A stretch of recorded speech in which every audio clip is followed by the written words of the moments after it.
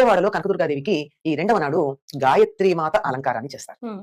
ధ్యేయస్సరా సవితృమండల మధ్యవర్తి నారాయణ సరసిజాసన సన్నివిష్ట కేయూరవాన్ మకర కుండలవాన్ కిరీటి హారి హిరణ్మయవపుద్ధుత శంఖ చక్ర అని గాయత్రి దేవిని గురించి ప్రతిరోజు సంధ్యావందనం చేసేటటువంటి వారందరూ త్రికాలాలలోన ఆవిడని ప్రార్థిస్తారు. హుహు.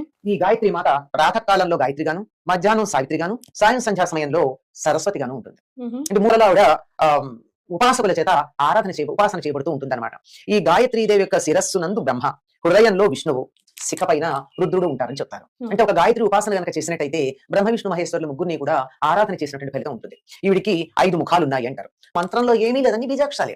ఒక్కొక్క బీజాక్షరం ఒక్కొక్క దైవానికి సంబంధించిందని మొత్తం మన శరీరంలో ఉండేటటువంటి దేవతలందరినీ మనం ఒక్కసారి గుర్తు చేసుకుని ఆరాధించుకుంటూ వాళ్ళని ఏం చెప్తున్నాం, యో నా ప్రచోదయ, మమ్మల్ని చక్కగా ప్రచోదన చేయుగా, ప్రచోదనం అగుగాక.